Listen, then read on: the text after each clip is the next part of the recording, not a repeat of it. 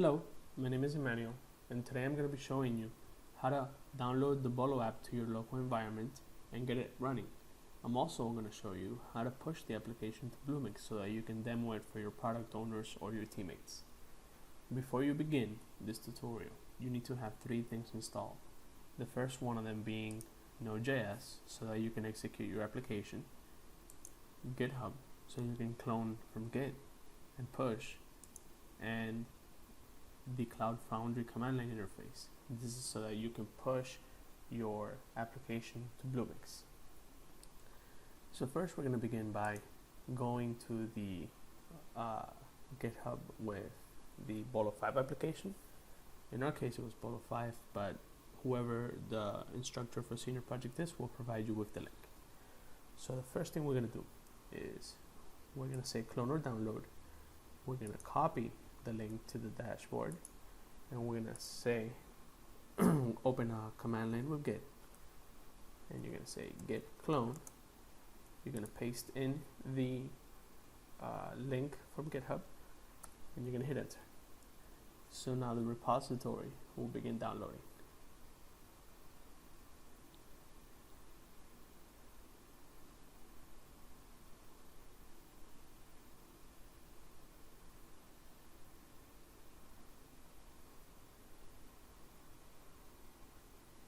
Once that's downloaded, we can check to see that everything is fine.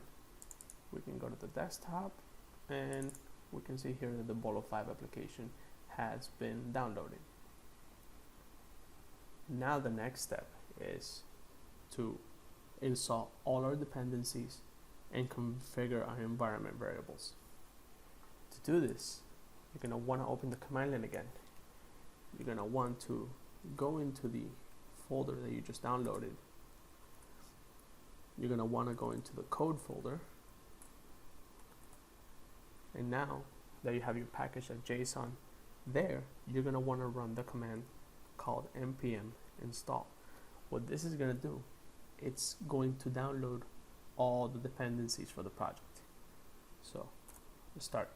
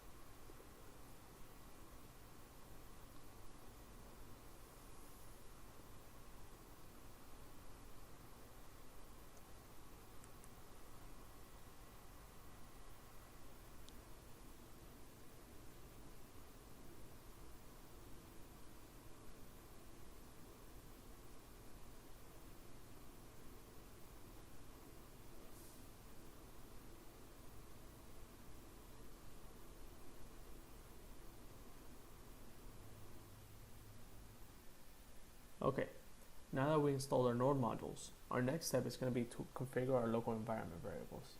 To do this, you're going to want to go inside the code folder and open this env.example file. I use Atom, but you can use any text editor you want. What you want to do here is you want to make a copy of this file. So we're going to copy everything inside it, and we're going to save it as just .env. So now this is going to be our environment variable file. Now to get all these credentials, we're going to go online. You're going to want to have access to your Bluemix account, and you're going to want to have an application created and a database. This is very simple. All you have to do is create an app here, and for services for the cloud and database, you can come to this link right here.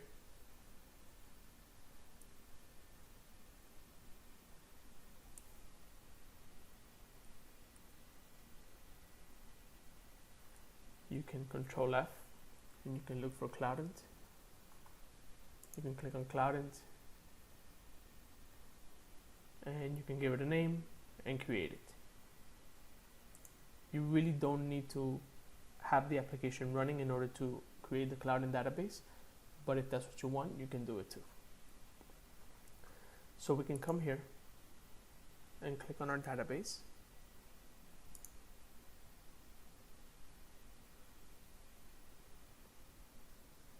And we can look and see here at the service credentials. And now this is what we're going to use. Since our database is in the cloud, we want to use these credentials to connect the application we're running locally to the database. So what you want to do is open your text editor and start copying these things over. So we have the username,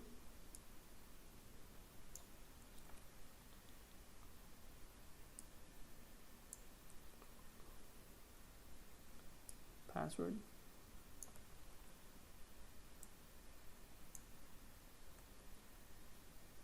the host,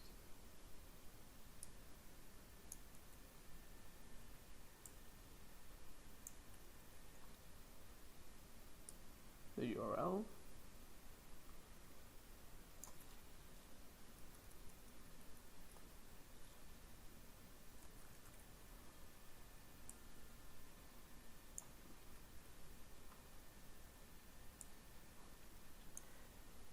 you can leave your session secret as a string for now, but before it goes to production, you want to make it something complicated. Maybe you can hash some other string. And you need a SendGrid API key. This you can get by creating a free account with SendGrid, and they will give you a free account where you can send, I believe, 12,000 emails a month, and you will not be charged. So for that, I will show you what that looks like for my account.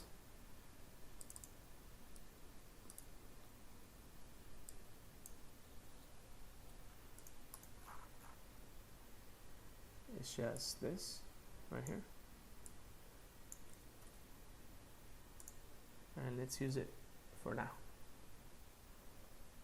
Okay, now that our database credentials are set here and our environment variables are set here and here, we can start the application. But before we start the application, we want to run scripts to initialize the database with sample users and sample agencies. So you're going to want to, let me go back for you here. You're in the BOLO application, so you want to CD yourself into the code folder and then into the scripts folder. And here you see that we have a couple different files, including the scope file, which was going to help automate the database initialization. So to do this, you're going to run the command gulp in db, and this is going to use the credentials that we just set in order to reset the database. We hit yes, and here we go.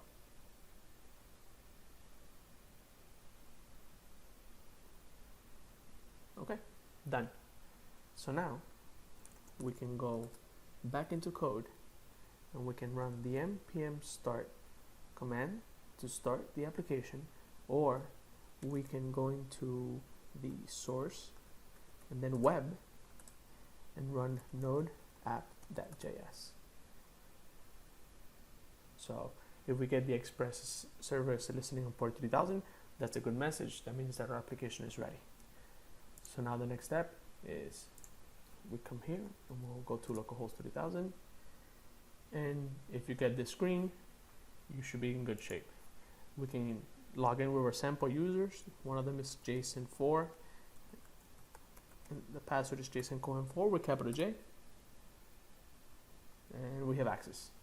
Perfect. Your application is now set up locally. Okay, now that our application is running locally, the next step is to be able to push it to Bluemix. To do this, after you've installed your Cloud Foundry command line interface, you want to verify that it's installed. You can type in the cf command, and if you get all this help information, then that means that it installed correctly. So now you want to do cf login. It's going to prompt you for your user account. You're going to log in, and perfect. We have access. So you want to make sure you're in the root folder for the application, and now we want to configure our manifest.yml file. This is our manifest.yml file. You're going to see it's in the root folder, and all it is a configuration of the application you push into Bluemix.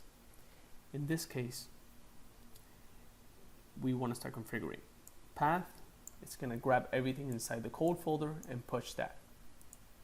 But for RAM here, you want to give it, I don't know, 1024, since the maximum application RAM that you're allowed with the trial account is 2 gigabytes. So one instance and domain is mybluemix.net. Your name, you can name your application whatever you want. For my account, I called it BOLO5 Manny, and the host, I called it the same thing.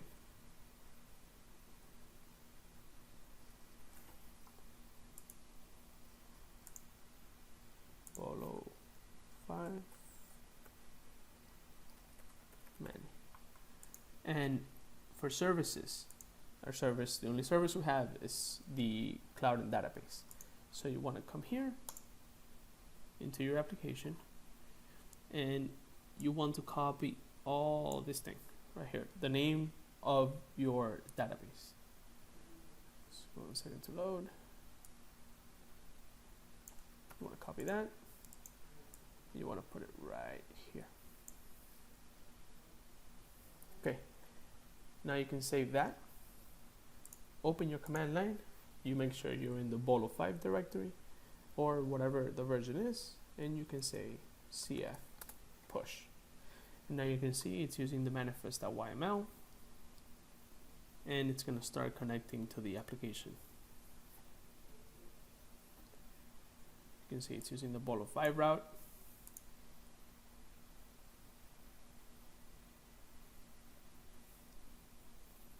And this will take a couple minutes to upload all your files.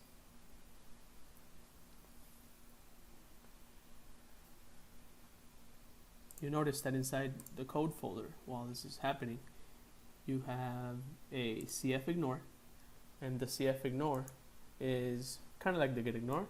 It just ignores, here you put stuff that you want the Cloud Foundry command line interface to ignore, so you don't push your stuff like node modules and test folders and your environment variables.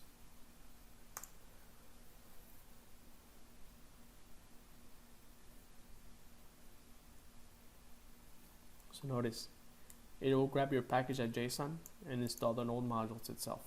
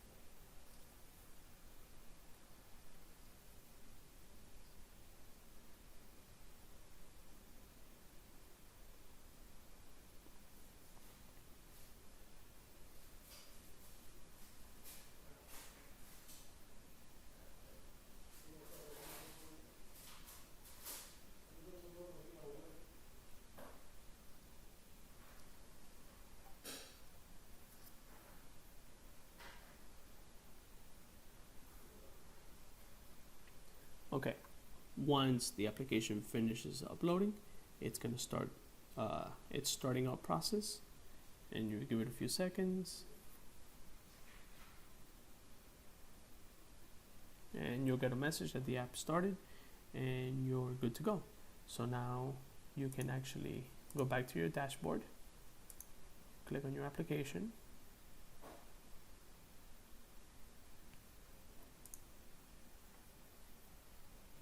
so wait for it to load here. You can click on your route, and there you go. Your application is now pushed to Bluemix. Now that your application is pushed to Bluemix, there's one last thing you need to verify before you are able to log in. If you go back to your dashboard and you click on environment variables, here in VCAP services, you'll notice that you have your database, but in user defined, you should come here and create these manually to match your environment variables here. The reason you should do this is because if in your local environment, let's say your password result is different than the password result up here, you'll have trouble logging in, since the hash that you use to create a user and log in on your local environment, it's going to be different than the hash you use to authenticate through Bluemix. So you want to make sure these guys here align with these guys here. And that's all. I hope everything has been helpful to you, and good luck with your semester.